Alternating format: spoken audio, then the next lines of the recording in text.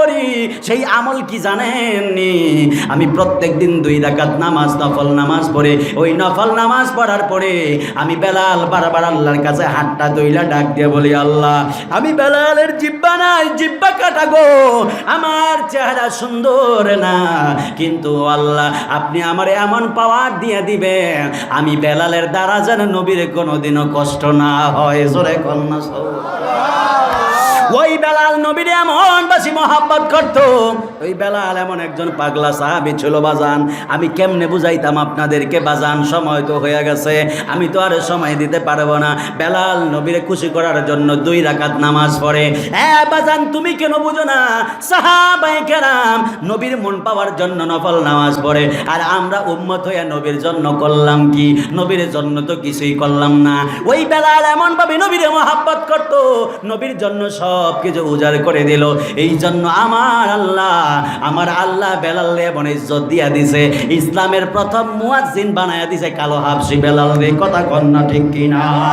কালো হাবশি বেলালে ভালোবাসলো ওই পাগলে, ও বলি কালো হাবশি বেলালে ভালোবাসলো ওই পাগলে, ও ইসলামের প্রথম মুয়াজ্জিন, ইসলামের প্রথম মুয়াজ্জিন বানাইলেন রব্বানা মদিনা, মদিনা আশিক মুমিনের ঠিকানা, বলো না মদিনা, মদিনা আশিক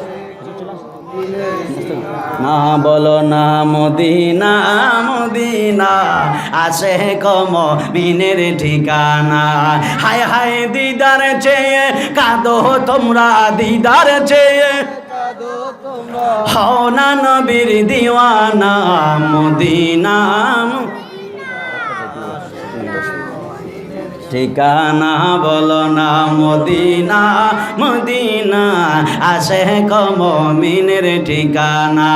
হায় হায় নবীর প্রিয় সাহাবী হযরত আবু বকর সিদ্দিক, বলেন নবীর প্রিয়, জোরে নবী খুশি হবে, নবী খুশি হবে। হযরত আবু বকর সিদ্দিক ভালোবেসে শুইল পাশে, ভালোবেসে শুইল পাশে, ছায়া দেখো মদিনা, মদিনা।